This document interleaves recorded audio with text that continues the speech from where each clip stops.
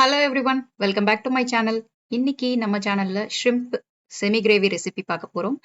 இந்த ரெசிபி வந்துட்டு எவ்வளவு வந்துட்டு தண்ணி ஊத்துறீங்கன்றத பொறுத்து நல்ல கிரேவியாவும் வச்சுக்கலாம், இல்லைன்னா செமி கிரேவியாவும் வச்சுக்கலாம், சைடுக்கு யூஸ் பண்ணிக்கலாம். வாங்க இந்த ரெசிபியை குயிக்கா பார்த்துடலாம். எங்களுக்கு இங்க வந்துட்டு ஷ்ரிம்ப் ஃப்ரெஷ்ஷாகவும் கிடைக்கும்.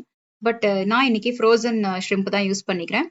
இதுல வந்து ஃபுல்லா உள்ள நரம்பு, அந்த டெய்ல் எல்லாமே ரிமூவ் பண்ண ஷ்ரிம்பா இருக்கும். இதை ஃபர்ஸ்ட் இப்போ நம்ம மேரினேட் பண்ணிக்கலாம். ஒரு 1/4 டீஸ்பூன் அளவுக்கு மஞ்சள் தூள், 1/4 டீஸ்பூன் அளவுக்கு உப்பு, இது ரெண்டும் சேர்த்து நல்லா மிக்ஸ் பண்ணிருங்க. மிக்ஸ் பண்ணிட்டு இத ஒரு பிளாஸ்டிக் ரேப் போட்டு நல்லா வந்து ஏர் டைட்டா சீல் பண்ணி இத வந்து ஃப்ரிட்ஜ்ல தூக்கி வச்சிருங்க. இப்போ நம்ம குழம்புக்கு தேவையான எல்லா பொருட்களையும் ரெடி பண்ணிக்கலாம். அது வரைக்கும் இந்த ஷ்ரிம்ப் வந்து மஞ்சள் தூள், உப்பு போட்ட இதுல வந்து மேரினேட் ஆயிட்டே இருக்கும். மல்லித்தூள் 2 டீஸ்பூன், மிளகாய்த்தூள் 1 டீஸ்பூன், சோம்பு தூள் 1 டீஸ்பூன், சீரகத்தூள் 1 டீஸ்பூன், அதுக்கப்புறமா 250 கிராம் வர அளவுக்கு சின்ன வெங்காயத்தை இந்த மாதிரி சின்ன சின்னதா கட் பண்ணி வச்சிருக்கோம். 2 மீடியம் சைஸ் தக்காளியை கட் பண்ணி வச்சிருக்கோம். அதுக்கப்புறம் 2 பச்சை மிளகா, கொஞ்சமா கருவேப்பிலை. இது எல்லாத்தையும் எடுத்துட்டு அடுத்து நம்ம தாளிக்க போயிடலாம்.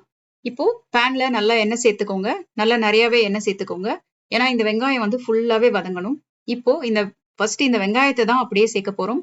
வெங்காயத்தை சேர்த்து வெங்காயம் வந்து எந்த அளவுக்கு வதங்குதோ அந்த அளவுக்கு உங்களுக்கு டேஸ்டா இருக்கும். அண்ட் எஸ்பெஷலி சின்ன வெங்காயம் அப்படிங்கிறதுனால நல்லா சின்ன வெங்காயத்தை போட்டு வதக்கிட்டு இப்போ பச்சை மிளகாயும் கருவேப்பிலையும் சேர்த்துக்கலாம். அதையும் சேர்த்து நல்லா பெரட்டி விட்டுருங்க. பெரட்டி விட்டுட்டு ஒரு டேபிள் ஸ்பூன் அளவுக்கு இஞ்சி பூண்டு பேஸ்ட் எடுத்து அதையும் சேர்த்துக்கோங்க. அதையும் சேர்த்துட்டு நல்லா பெரட்டி விட்டுருங்க. அதுக்கப்புறமா ஒரு மீடியம் சைஸ் தக்காளி கட் பண்ணி வச்சிருக்கோம். அதையும் சேர்த்துக்கோங்க. சேர்த்து நல்லா மிக்ஸ் பண்ணி விட்டுருங்க. மிக்ஸ் பண்ணிட்டு இப்போ எல்லா பொடிகளையும் வந்துட்டு ஒண்ணா சேர்த்துக்கலாம். பொடி எல்லாத்தையும் சேர்த்துட்டு கொஞ்சமா மஞ்சள் தூள் போட்டிருக்கேன். ஏன்னா மேரினேஷன்லயும் மஞ்சள் தூள் போட்டிருக்கோம். நல்லா பச்சை வாசனை போற அளவுக்கு வதக்கிக்கோங்க. நல்லா வதக்கி ரொம்ப நேரமா இதானதுக்கு அப்புறமா வந்துட்டு நல்லா இந்த மாதிரி சுருள சுருள வந்து வதக்கிட்டு இப்போ கொஞ்சமா தண்ணி சேர்த்துக்கோங்க. இப்போ இந்த ஸ்டேஜ்ல உங்களுக்கு தண்ணி எவ்வளவு வேணும்னு நினைக்கிறீங்க? இது செமி கிரேவியா வேணுமா, கிரேவி ரொம்ப வந்து திக்கா வேணுமா அப்படிங்கறத பொறுத்து நீங்க வந்துட்டு இதுல வந்து எல்லாமே ஆல்ட்ரேஷன்ஸ் வந்துட்டு நீங்க பண்ணிக்கலாம். உப்பு இந்த டைம்ல நீங்க செக் பண்ணிருங்க. செக் பண்ணிட்டு உப்பு போட்டுட்டு இந்த மாதிரி மூடி வச்சு வேக விட்டுருங்க. நல்லா வந்து இந்த கிரேவியோட பேஸ் நல்லா வேகணும். கடைசியா வந்துட்டு ஷ்ரிம்ப போட்டு உடனடியா ஷ்ரிம்ப் வெந்துரும். ரொம்ப நேரம் வேக விடக்கூடாது. அதனால இது ரெடி ஆகட்டும்.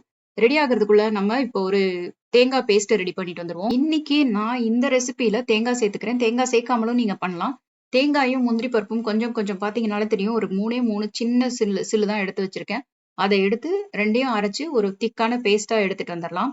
இந்த தேங்காய் பேஸ்ட்டும் வந்துட்டு லைட்டா வந்து அது கூட மிக்ஸ் ஆகுற மாதிரி நல்லா வந்து வேகிற அளவுக்கு கிண்டி விட்டுட்டு மூடி வச்சு வேக வச்சிருங்க.